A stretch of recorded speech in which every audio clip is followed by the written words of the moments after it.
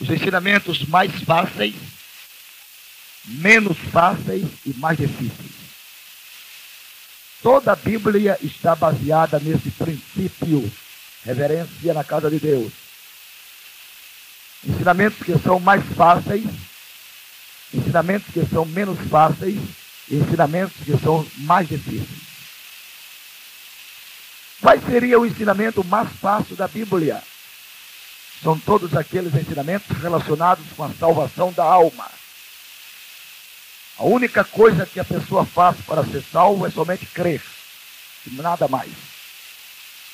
Os ensinamentos menos fáceis são os ensinamentos relacionados com dons espirituais. Quem ensina sobre dons espirituais deve ser uma pessoa ponderada. Se você segura muito, o povo fica frio na fé. Se você solta demais, o povo fica fanático. Então tem que haver equânime, tem que ser equânime, tem que haver equilíbrio. Agora, quais seriam os ensinamentos ou mensagens mais difíceis da Bíblia? São as mensagens relacionadas com a volta de Cristo, que desencadeia em grandes fatos e verdades relacionados com o futuro. Morte, ressurreição, estado intermediário, paraíso, arrebatamento da igreja, tribunal de Cristo, bodas do Cordeiro, vinda em glória, julgamento das nações, milênio, trono branco, segunda ressurreição, céus, inferno e eternidade. Esses ensinamentos são os mais difíceis. Eu achei por bem falar nisso hoje de manhã. Agora eu estou notando que a maioria é jovem, talvez não alcancem a profundidade daquilo que eu vou falar. Mas eu aprendi jovem. Eu fui pastor com 9 meses de crente. Eu acho que uma pessoa pode ser um pastor novo, dependendo do testemunho e da vocação. Então vocês se esforcem para aprender o que eu vou falar, porque eu vou dar tudo para vocês. Tudo que eu aprendi eu vou dar a vocês. Agora preste atenção. Preste atenção, porque nós somos o povo mais abençoado do mundo. Agora somos o povo mais irreverente do mundo também.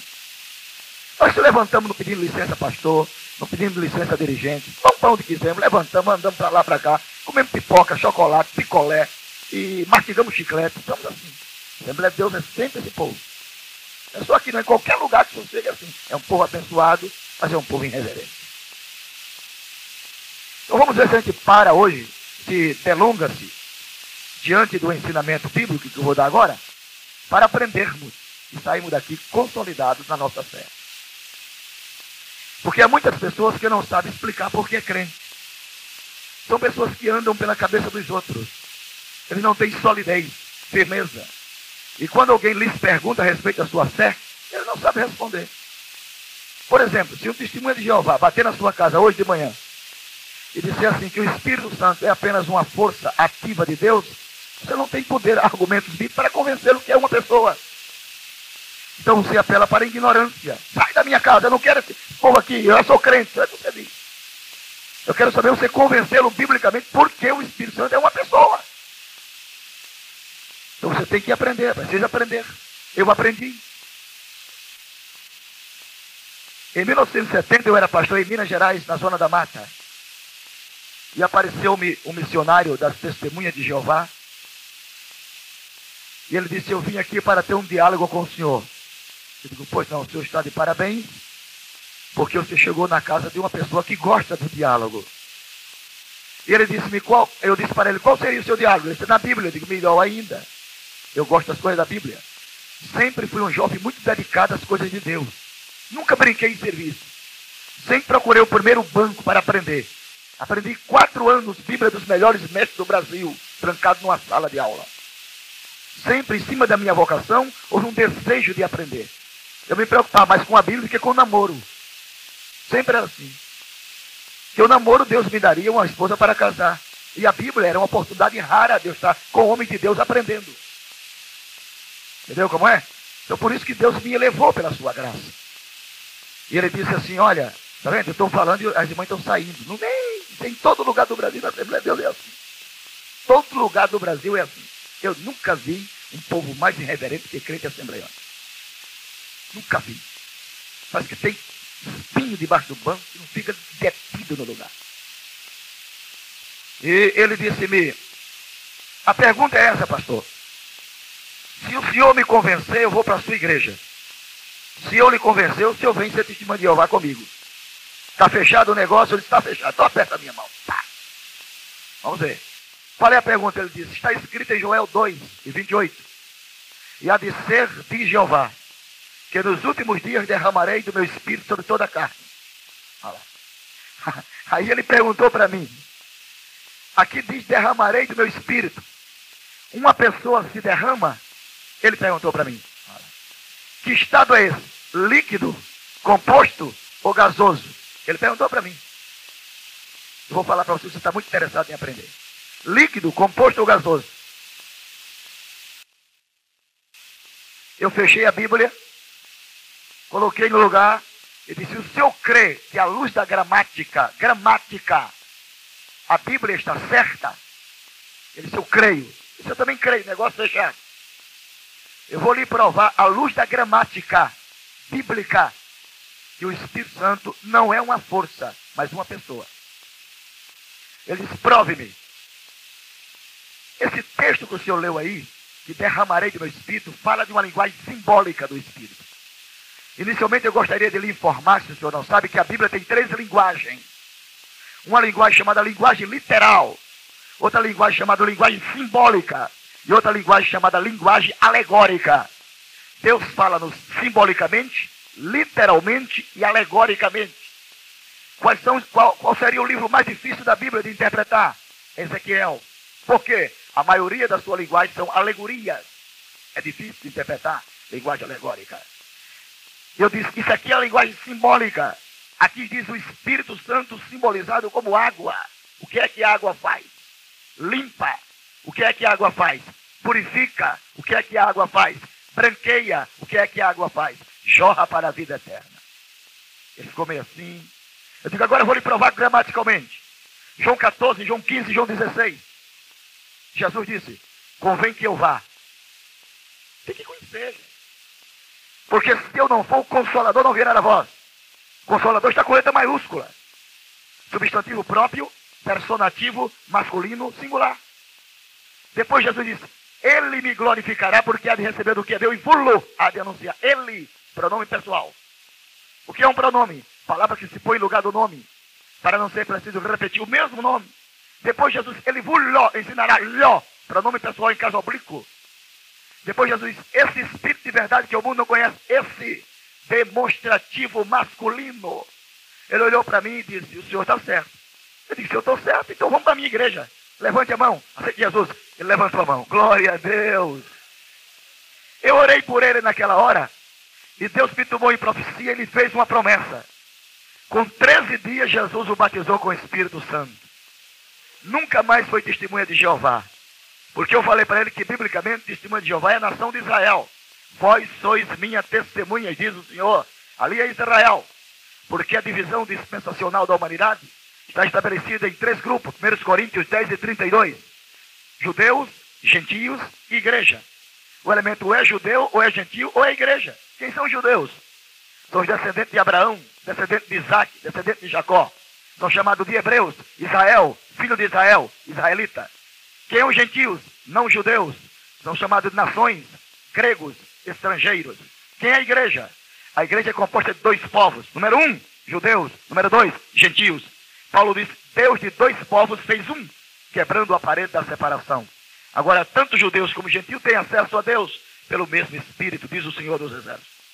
Mas o meu assunto esta manhã é sobre este.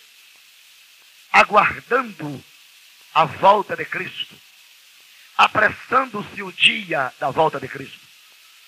Meus irmãos e meus amigos, nós estamos vivendo um passo do arrebatamento da igreja. Os nossos dias na terra estão contados e há muita gente brincando ainda. Jesus não veio por amor a nós, irmão. Unicamente. Eu falei em Camboriú para 100 mil pessoas. 100 mil almas em Camboriú. No maior congresso de missão da América Latina. Que talvez Jesus demore 10 ou 15 anos para voltar. Por amor a nós. Por amor unicamente a nós. Não vou dizer nem o mundo perdido, mas a nós. Porque Satanás conseguiu fazer uma facção dos crentes. Dividir os crentes. Colocar um para um lado e outro para outro. a briga travada. Um diz, eu sou de fulano, eu sou da convenção tal, eu sou da tal, eu sou da tal, eu sou da tal. E um não se dá com o outro. Então, por amor a esse povo, Deus está demorando um pouquinho, para ver se há uma oportunidade de reconciliação, uma oportunidade de comunhão. Como é que eu posso dizer que eu amo a Deus se eu não amo o meu irmão? Hein? Eu posso fazer cair fogo do céu, irmão. Se eu não tiver amor, eu sou como nada, não represento nada. A espinha dorsal do cristianismo é um fruto do Espírito, chamado amor. E amor Deus não dá, sou eu quem tenho que produzir. Eu amo se eu quiser. Eu posso abrir meu coração ou fechar. O coração é meu, nem Deus manda. Coração de gente é igual trinco de porta. Se você chega numa casa, por exemplo, aqui na igreja, ela tem 2 trincos. Um pelo lado de dentro e outro pelo lado de fora. Mas o coração humano só tem um pelo lado de dentro. Eu abro se eu quiser. Tem gente, irmão, na igreja guardando raiz de amargura dos outros. Coração fechado. Tem marido brigado com a mulher. Tem mulher brigado com filhos. Tem filho brigado com pais. Tem vizinho brigado com vizinhos. Raiz de amargura. A pessoa faz uma mágoa e a pessoa guarda lá dentro. Nunca mais perdoa. Jesus está demorando para essas pessoas se consertarem. Tem tempo para que se arrependessem. A Bíblia diz que ele não quer que nenhum de nós se perca, mas que todos venhamos ao pleno conhecimento da verdade. Vai haver muitas decepções no arrebatamento da igreja. Segundo a parábola das 10 virgens, só sobe a metade fica. Tem cartão de membro, tem tudo e ainda vai ficar. Então está uma hora de aperto, uma hora de decisão. É hora de nós decidirmos a nossa situação. Se somos crentes para ir para o céu ou se somos crentes socialmente. Chegou a hora de nós decidir, irmão. Deus está muito tolerante com a gente. Tolerante demais. A sua misericórdia tem sido a causa de não sermos devorados. Deus está esperando a minha decisão. E esta manhã vai ser uma manhã de tomada de decisão aqui. O anjo do Senhor vai tirar uma espada e vai nos colocar na parede para nós tomar uma decisão. Ou somos crentes para ser arrebatados, ou nos decidimos esta manhã. Temos um compromisso moral e espiritual com o céu. Nós sabemos que depois que Jesus arrebatar a igreja, as trombetas de Apocalipse vai tocar em número de 7. Vai se abrir 7 selos e vai cair pragas na terra. E os crentes desviados que ficarem padecerão angústias insuportáveis. Então é melhor nós nos consertarmos hoje. É melhor nós arranjarmos um jeito de chegarmos perto do Senhor. E que as nossas convicções de fé digam que nós estamos prontos e preparados para o arrebatamento da igreja do Senhor Jesus. Glória a Deus, glória a Deus. Levante sua mão comigo para o céu. E comece a glorificar a Deus e diga: Senhor, tenha misericórdia de mim. Tenha misericórdia da minha alma. Não me deixes ficar nesse grande dia. Sabe por que eu estou dizendo isso? Porque tem muito crente da Assembleia de Deus e de outras igrejas perdido dentro da igreja. E vou te contar uma história bíblica. Está na Bíblia. A parábola daquela mulher que tinha uma dracma. Ela só tinha uma dracma. E perdeu. E perdeu dentro de casa. Não foi em outro lugar, não. Tem crente perdido dentro da igreja. Perdeu a dracma. Representa a salvação. Só que o problema não é perder, irmão. Pessoas que perdem a salvação. Porque a salvação é condicional. Nós não cremos na doutrina de Calvínio, não, senhor. Eu não creio nisso, não. Não aprendi nunca isso. Nem com o pastor Alcebiades, nem com João Colenda. Não aprendi isso com João de Oliveira. Não aprendi com o pastor Túlio Barros, nem com Gesiel Gomes, nem com Antônio Gilberto. Não aprendi isso. Uma vez salvo, salvo para sempre. Nunca aprendi isso. Não, senhor. Salvação é condicional. É se quiserdes, é se ouvirdes, é se atentardes, é se andardes à luz, é se andar como ele andou, é se alguém está em Cristo, é se. O elemento pode estar perdido dentro da igreja, com cartão de membro e tudo. Você pode ser pastor e ser perdido. Pode ser presbítero e ser perdido. Paulo disse isso. Para que eu, pregando aos outros, eu mesmo não venha ser envergonhado. Então a coisa com Deus é muito séria, irmão. Ou você é salvo, ou você não é salvo. Agora, quem é salvo tem o testemunho da salvação dentro.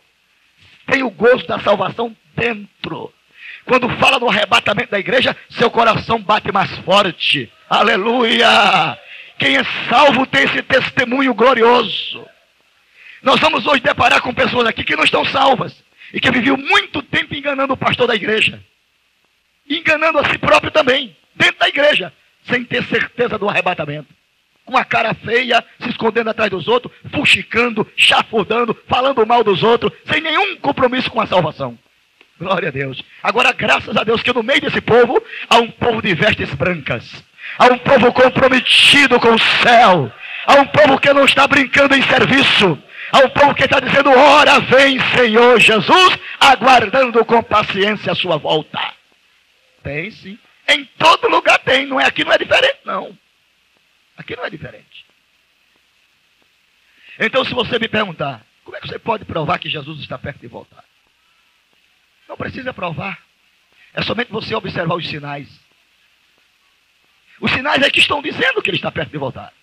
Quantas vezes Jesus vai voltar? Só uma. Quantas fases? 2. Quantas vezes? 1. Quantas fases? 2. Uma vez, 2 fases. Na primeira fase, Jesus virá para a igreja, somente a igreja. Na segunda fase, ele virá com a igreja. É diferente. Na primeira fase, os incrédulos da terra serão deixados. Na segunda fase, os incrédulos serão destruídos. Na primeira fase, haverá segredo. Na segunda fase, haverá profunda lamentação. Na primeira fase, ele virá sobre os ares. Na segunda fase, ele virá sobre o Monte das Oliveiras. Lembre-se que a lei de Moisés foi dada no monte. O primeiro sermão que Jesus pregou foi no monte.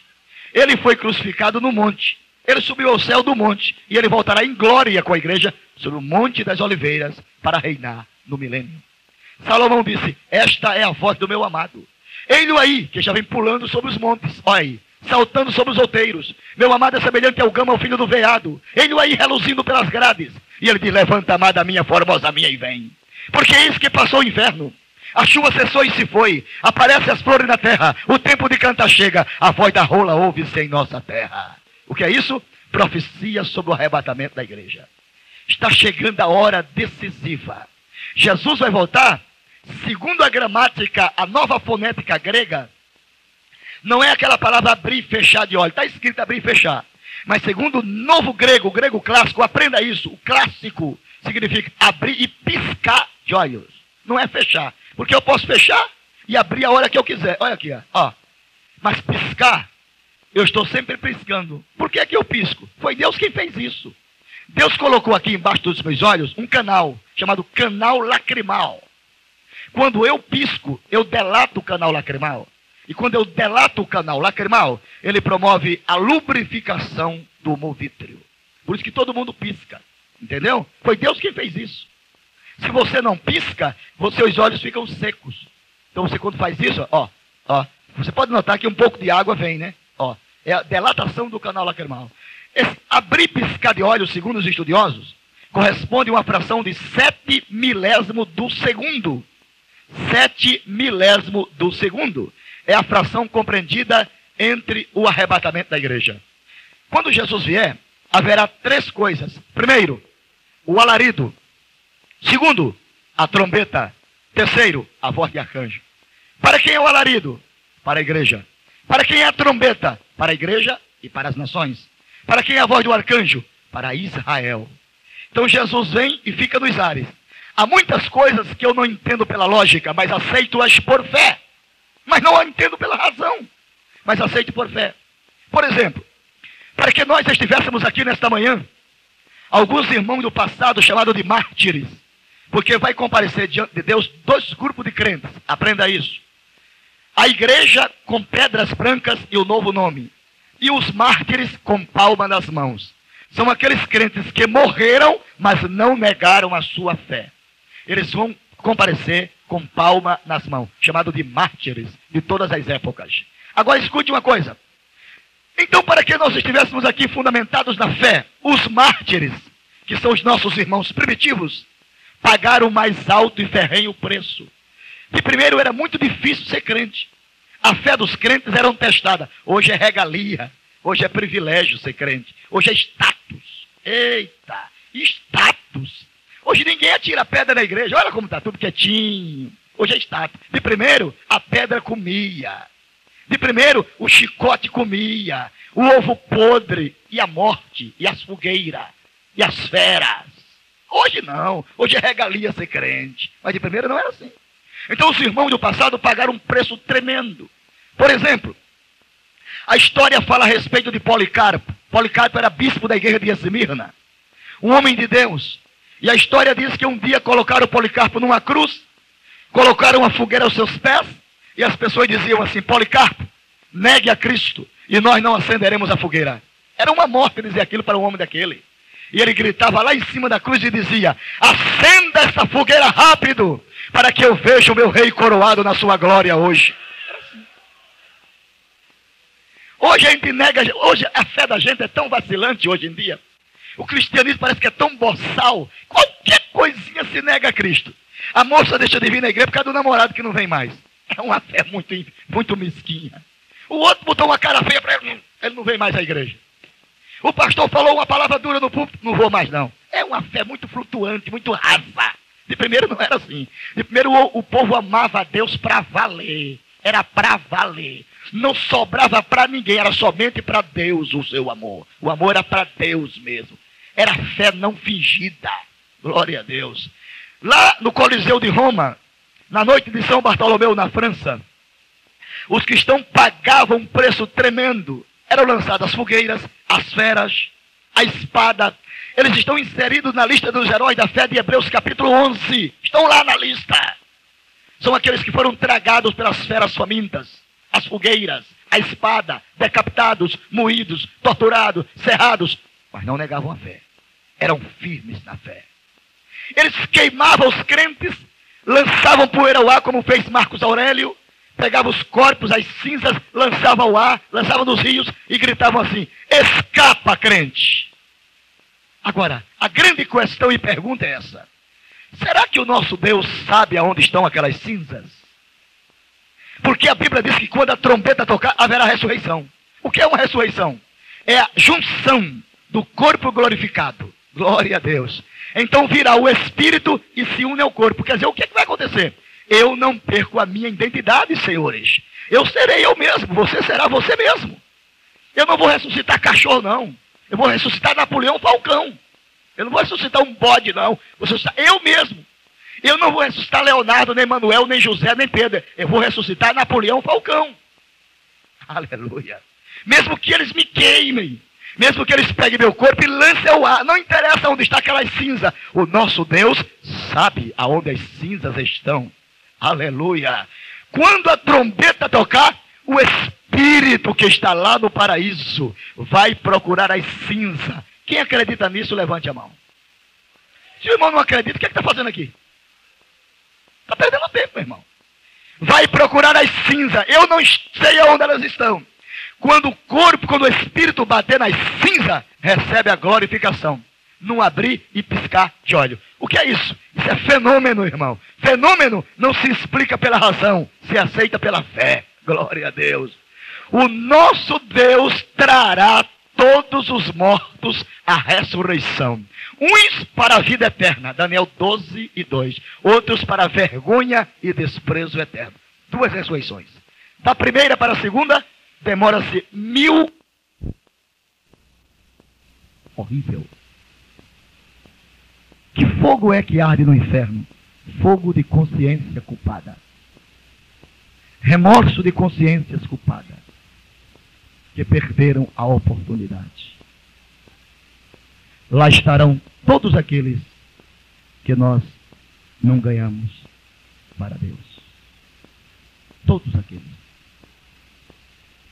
Eu estive visitando um templo, numa igreja somos nós, um templo na América, na cidade de Boston, onde ao lado tem um museu de um grande homem, dos maiores evangelistas do século passado, Jonathan Edwards. O homem que pregou um sermão, pecadores na mão de um Deus irado. Eu vi as colunas do templo, muitas colunas, enormes, onde tem o maior órgão do mundo. Eu olhei e chorei demais, porque naquelas colunas os pecadores se agarravam e gritavam: pare, reverendo, pare. Estamos vendo o inferno de boca aberta nos chamando.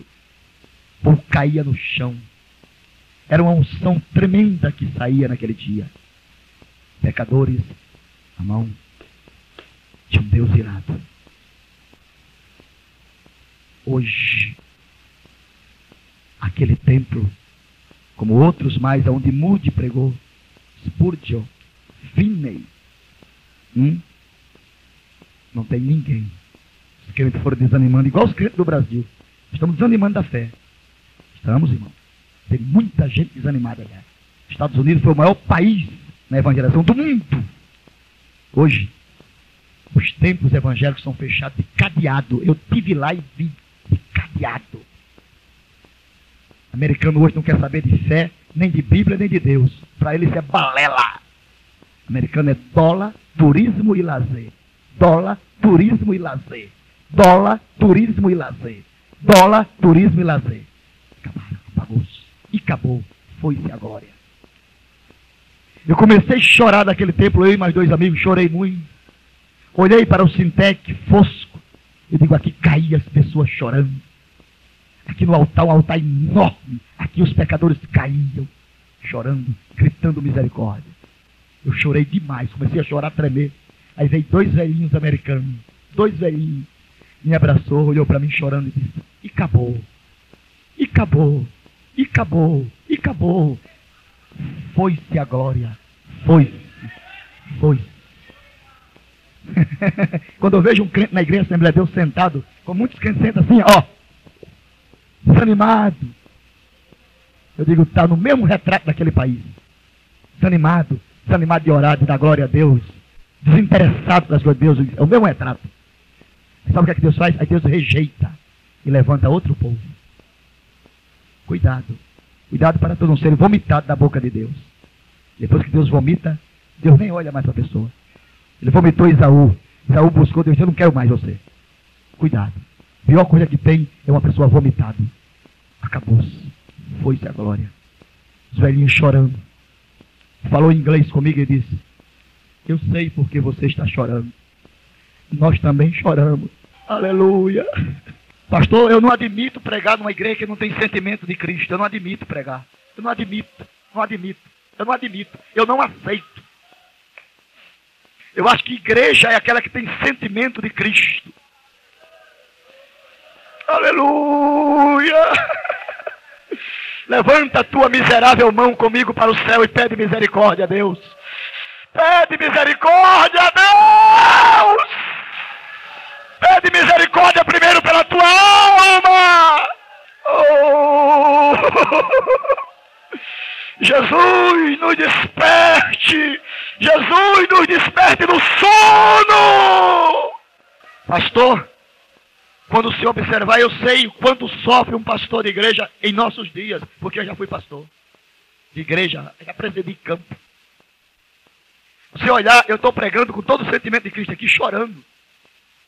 Você olhar para a cara de uma pessoa e ver a pessoa como se estivesse num circo, nem está aí, num teatro, dói na gente, dói na nossa alma. Porque a gente lê na cara da pessoa a falta da salvação, a falta do brilho. Aleluia. Aqui tem pessoas, irmãos, que tem medo do arrebatamento. Medo. Filho de crente, com medo da volta de Jesus. Porque com certeza do jeito que está, não sobe. Não sobe. Não tem jeito de subir. Com medo. Enquanto outros estão dizendo, venha Jesus, venha, venha agora. Venha, minha alma te espera. Você não vem não, porque eu não estou preparado, não sei nem o que é isso. Tem gente aqui que não sabe nem o que é salvação. É religioso sem salvação. É igual um católico romano. Só que mudou de endereço. É triste. É uma crise. Nós estamos querendo salvar os de fora, estamos perdidos dentro da casa. É uma dura verdade. É uma palavra pesada essa, mas é verdade. Os que têm certeza absoluta que a trombeta soar agora, sobe ao encontro de Jesus nos ares. Levante sua mão direita com convicção. Convicção. Olha, você está vendo, pastor? Mais de 12 pessoas aqui não conseguiram levantar a mão. O caso é sério, o caso é sério! O caso é sério, irmãos! Estamos diante de uma encruzilhada essa manhã. E o Espírito de Deus quer que nós tomamos uma decisão. Aleluia! Eu vejo o grande amor de Deus sobre nós essa manhã.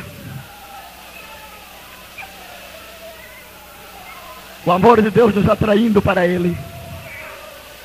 O amor de Deus nos convencendo das realidades bíblicas que Cristo voltará breve. Como se Deus estivesse dando a todos nós aqui oportunidades sui generis. Oportunidade de nos arrepender. Oportunidade de servirmos a Deus melhor. Oportunidade de termos um encontro real com Deus. Oportunidade de deixarmos de ser crentes superficiais. De sermos crentes introspectivos, verdadeiros. Que a nossa crença ela tenha mais solidez, tenha mais raízes. Deus não tem prazer em que tenhamos uma crença flutuante. Mas que as nossas raízes de fé estejam a cada dia mais fincadas na realidade da profecia. Cristão para encher banco. Crentes para fazer números. Santuários suntuosos, bonitos. Mas por dentro de nós, feio. Sem comunhão com Deus. Deus me livre e guarde, irmão. Se o meu auditório que eu tenho no Brasil fosse de crente frio, duas coisas tinham acontecido. Eu já tinha estourado o meu pulmão e tinha abandonado já. Graças a Deus que não é. Pior viagem que eu fiz um dia desse foi pregar na igreja presbiteriana do Rio de Janeiro. Pior viagem, quase que eu morria de pregar. E o povo não dá glória a Deus. É triste. É como se fosse vivos mortos. Quer dizer, um homem ouve uma palavra ungida da parte de Deus e fica como se nada estivesse acontecendo. Como se, ao invés de ser ser humano, estátua. Eu digo, meu Deus, eu estou pregando aqui hoje é para estátua, porque gente não tem. Autômatas. Pessoas que não choram, quer dizer que não é gente. Eu tenho um sistema nervoso chamado sistema nervoso sensitivo, que recebo do sistema nervoso sensorial, que eu tenho emoção.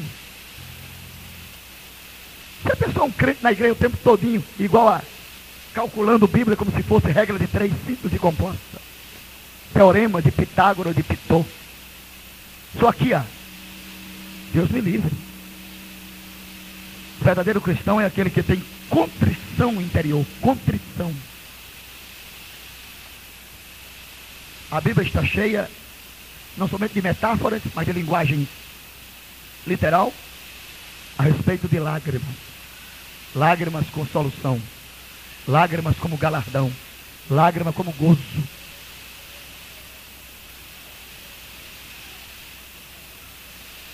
É uma pessoa dessa que me inspira a continuar pregando.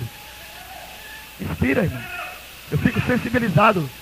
Nem eu, nem Deus. Deus não suporta lágrimas. Pregar para um bocado de gente cru, puro, maldosos, maliciosos.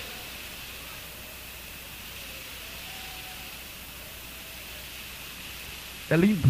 É lindo um homem que chora na igreja. É bonito. É bonito um homem e uma mulher de coração quebrantado. Não desprezarás, ó Deus. Vamos mais na frente. Olhe para cá, agora vamos com a parte de reflexão. Primeira reflexão, depois a emoção. Reflexão novamente. Estamos no tribunal de Cristo. 6 materiais. 6. 1, 2, 3, 4, 5, 6.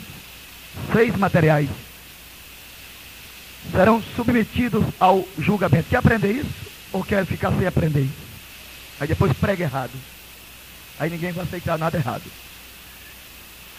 6 materiais serão submetidos ao julgamento. Se eu tivesse um quadro de giz aqui, era até melhor. 6 materiais. No tribunal de Cristo, nos ares. Ouro, prata, pedras preciosas, madeira, palha, feno. Esses são os materiais submetidos ao julgamento. O fogo passa. O feno não aguenta fogo. A palha não aguenta fogo. A madeira não aguenta fogo. A prata aguenta fogo. Pedras preciosas aguentam fogo. O ouro aguenta mais fogo ainda. Esses 3 materiais, madeira, palha e feno, não aguentam fogo. Quer dizer, não tem estabilidade. É coisas que eu fiz aqui na terra que não tinha nada para Deus. não tinha substância para Deus, obras da carne. Agora, coisas que eu fiz aqui na terra, que tinha valor para Deus, relacionada com ouro, prata e pedras preciosas. Ouro, a divindade de Deus. Prata, o resgate do Filho. Pedras preciosas, a ação dos dons espirituais na igreja. Essas três coisas últimas têm valores inexplicáveis para Deus. Isso será julgado lá no tribunal de Cristo. Jesus diz: comigo está o galardão para dar a cada um, é individual. Quer dizer, quem vai dar galardão não é os anjos, é o próprio Jesus. Haverá corpos no céu, haverá três glórias lá, três glórias. Haverá corpos que brilharão como o sol. Haverá corpos que brilharão como a lua. E haverá corpos que brilharão como as estrelas. É proporcional à medida do galardão. Quanto mais alma você ganhou para Jesus aqui, mais glória terá lá. Entendeu como é? Quanto mais obediência você devotou a Deus aqui, mais glória terá lá. Quanto mais contribuição, mais glória terá lá.